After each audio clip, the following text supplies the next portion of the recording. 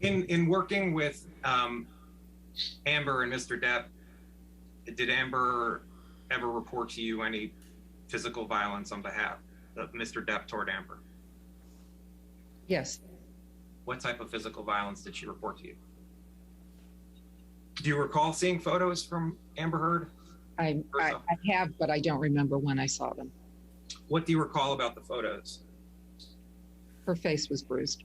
Do you recall where on her face you saw, on Amber's face you saw bruises? I think they were around her eyes, but I couldn't be positive. Did you witness abuse by either? I didn't witness. Had you worked with Mr. Depp before working with Amber and Mr. Depp? No.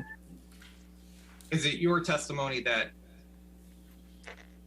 while Mr. Depp may have said he wasn't violent with any of his other partners, there was violence from Mr. Depp toward Amber, correct?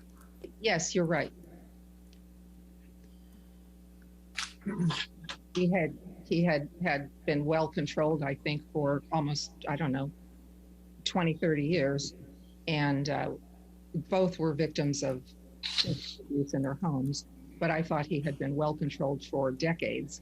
And then with Ms. Heard, he was triggered, and they engaged in what I saw as mutual abuse. Sometimes, I know she led on more than one occasion and started it to keep him with her, because abandonment and having him leave was her worst nightmare. And I think he may have initiated it on occasions too, that I'm less sure on.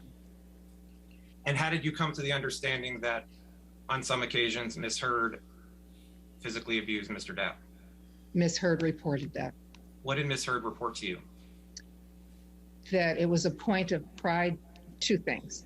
It was a point of pride to her if she felt disrespected to initiate a fight, and her father had beaten her. She was not going to. And the second,